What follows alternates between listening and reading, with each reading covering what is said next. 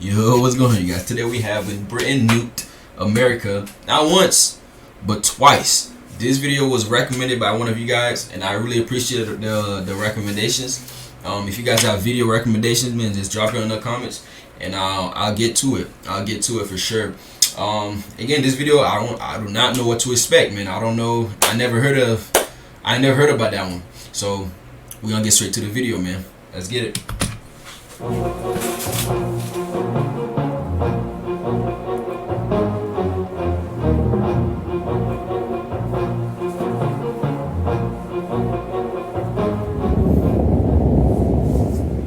In the 1960s, Great Britain nuked the United States not once, but twice.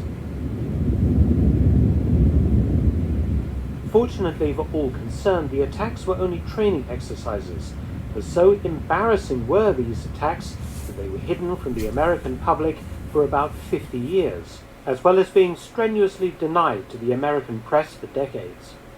As far as America was concerned, its defenses were 99% effective, but in simulated attacks, Royal Air Force bombers managed to penetrate US airspace to launch nuclear attacks on New York City and several other important urban centers. Before I tell you how, a word from our sponsor. This episode is brought to you by CuriosityStream, a subscription streaming service created by the founder of the Discovery Channel that offers thousands of documentaries. You guys can skip the ads, but I will not skip it simply because I'm watching his video. I might as well, look at the ads also, And Just non-fiction respect my titles opinion. from some of the world's best filmmakers, including exclusive originals, like Adolf Hitler, The Itinerary, an immense study of Hitler's movements from childhood to the end of his life, and D-Day Hidden Traces that uses archaeology to uncover what was left behind in Normandy by Allied and Axis troops, from helmets to bunkers. Get unlimited access starting at just $2.99 a month or $19.99 a year.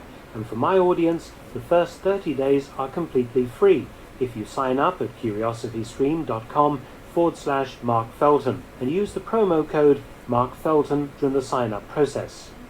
CuriosityStream, the best streaming service for lovers of history.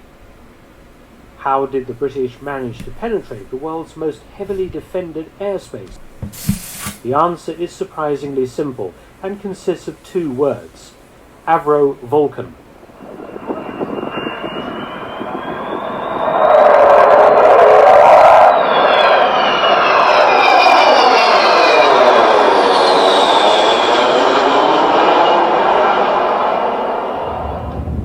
The Vulcan first flew in 1952. The team that created it, led by Roy Chadwick, who had designed the famous Lancaster heavy bomber of World War II. A jet-powered, tailless, delta-wing, high-altitude strategic bomber, the Vulcan was the backbone of Britain's nuclear airborne deterrent during most of the Cold War, serving from 1956 until retirement in 1984.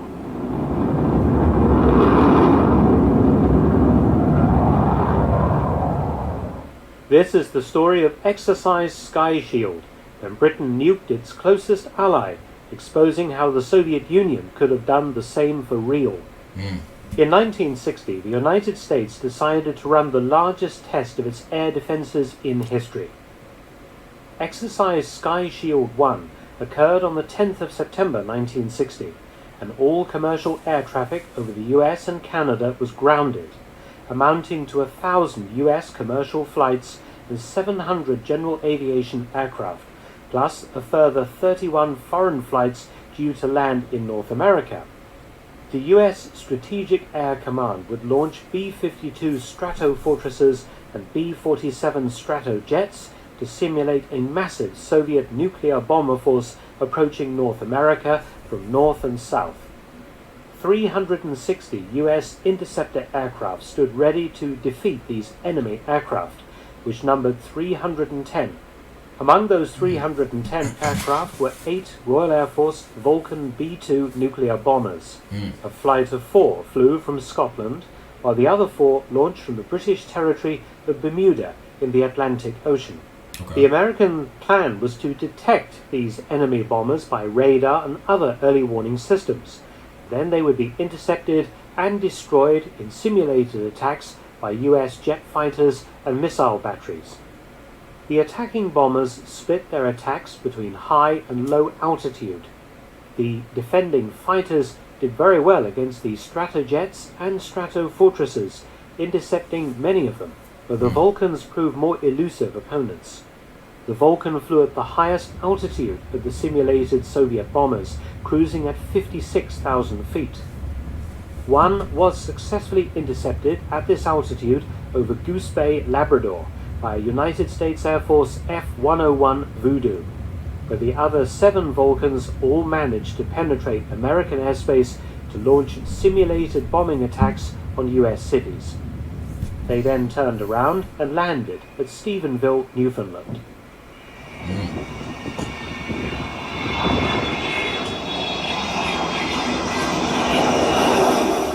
The question was, how had the Vulcan managed it? The answer was their highly advanced electronic countermeasures systems and the Vulcan's amazing maneuverability. For example, the flight of 4 aircraft that approached from Bermuda were successful because 3 of them put up a wall of electronic interference that prevented interception, while the 4th Vulcan carried out a simulated nuclear strike. This was... My thing is, okay, I'm trying to understand, and I'm listening carefully. I'm just trying to understand why did Britain decided to do this? Because I'm just trying to understand. That's why I haven't been saying nothing. I'm like, okay, I'm still wondering why. Yeah, I really don't know. Do you guys know the history behind this? Do you guys know why they did? Britain decided to do it. Yeah, I mean, he did mention something about a Cold War, but a Cold War is not. It's not. You're not gonna send a strike, or you're not gonna send bombs to a country because you're in a Cold War. You know. I don't know. Embarrassing for Strategic Air Command, which quickly buried all stories about British bombers having nuked US targets and confidently assured the American public that US air defenses were, as I said, 99% effective. However, the following year, the Americans invited the RAF to take part in exercise Sky Shield 2. Perhaps the US AF was determined to show that the Vulcan's previous success was only a fluke, a one-time only event. Sky Shield 2, which occurred on the 14th of August 1961, was an even bigger event than the first one. It caused 2,900 US and Canadian flights to be grounded, affecting 125,000 commercial passengers. Wow. During the exercise, 125 US and British bombers would be pitted against 1,800 fighters and 250 missile sites, and over 200,000 Air Force personnel from the US and Canada.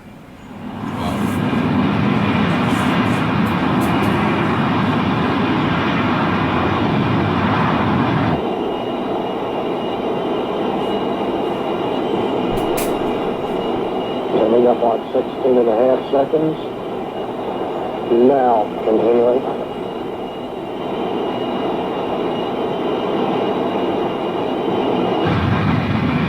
Yeah, but I'm set. Ready, now. 36 here. And is that real footage of when that was happening for real, or is? One up. 6 standing by for. Again, 8 Vulcan B-2s participated, split again into 2 flights. One attacking on the northern route from RAF Lossiemouth in Scotland via Canada, and the other 4 aircraft on a southerly route from Kindley Air Force Base, Bermuda. The B-47 Stratojets simulated low-level Soviet bombers. The B-52s would attack between 35,000 and 42,000 feet, while the Vulcans again operated the highest altitude, 56,000 feet. At the massive NORAD, or North American Air Defense Bunker at Colorado Springs, the US top brass was joined by the RAF's Air Marshal Sir Kenneth Cross of Bomber Command and Sir Wallace Kyle, Chief of the RAF Technical Training Command, to monitor the exercise. Just before 2 p.m., US interceptors pounced on the B-52s, approaching at the mid to high altitude level. The Vulcans also came in from the north, and again, due to the Vulcans' high-tech jamming equipment, only one was shot down by an F-101 Voodoo fighter. In fact, large numbers of US fighters were scrambled, but they concentrated almost exclusively on the B-52s. When the Vulcans came over, the interceptors did not have sufficient fuel remaining to climb to 56,000 feet plus and engage them. The surviving 3 Vulcans conducted their attacks successfully, turned around and landed at Stephenville, Newfoundland. The southern attack force of 4 Vulcans from Bermuda reached a position 50 miles off the US coast before fighters were scrambled to intercept. Again, 3 of the Vulcans unleashed an electronic jamming screen that kept the attacking F-102 Delta daggers busy while the 4th aircraft crept round to the north and sneaked through. And maybe I don't know my history, because I still, like, this video kind of confused me a little bit because I really don't understand why. And like, what was the response? Because this video telling us what happened, right? It's telling us what happened, but maybe, and again, maybe it's me, I don't understand, but it's like I truly don't understand the reasoning why. Because I always thought that Britain and America was always, you know, close allies, even to this day, you know. Of course, you know, and back then we had our issues, you know, but in a long time we've been close allies. Yeah, I mean, this video is not, it's not explaining it to me. Man, again, like, if I'm missing some things, tell me in the comments, please. Proceeded to land at Plattsburgh Air Force Base in New York. If this had been a real attack, New York City could have been reduced to a smoking, irradiated hole in the ground. Okay, so it was not real. So it's more like a, okay, now I think now I'm kind of getting it. So it wasn't a real attack. It was more like a practice run, right? Yeah, I'm confused.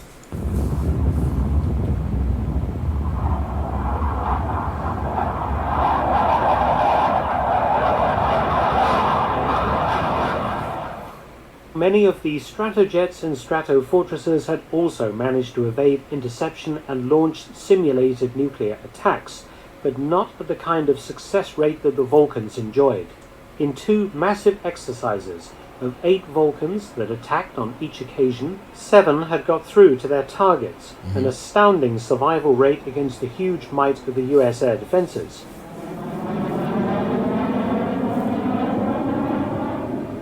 The Vulcans showed that with the right aircraft, America could be laid wide open to a nation-ending assault, something which the Soviet Union would have been very interested in. Fortunately for all concerned, the relationship between Britain and the United States never changed from special to decidedly antagonistic, and the Vulcans never came in anger. The American government also tried to make damn sure that nobody ever found out about the Vulcans nuking American cities.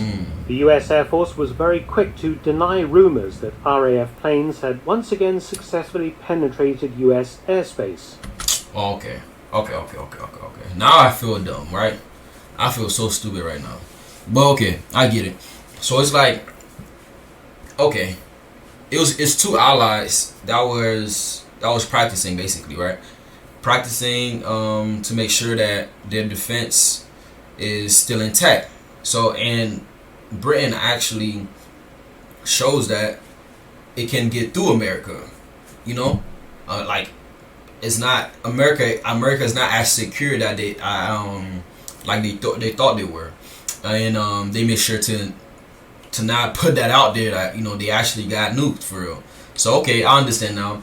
And I mean, that's good though. They make sure that we didn't put that out there, because, you know, the real threats, the real enemies, if they find out about this, it probably would have been crazy, you know. It probably would have used that to their advantage and just start sending their own weapons over here. You feel me? So Yeah, that's good. That's good. In my opinion, of course. But I mean, yeah. Now it makes sense to me. Now it makes sense. In the beginning, I was so confused. I'm like, huh? Yeah. And maybe he did say something I missed, but wow. The US government went so far as to classify all references to Vulcans included in the Sky Shield exercises. After all, if the RAF could practice nuke New York City, Washington DC, and even Chicago, the Soviets could do the same, if they could develop an aircraft as good as the Vulcan.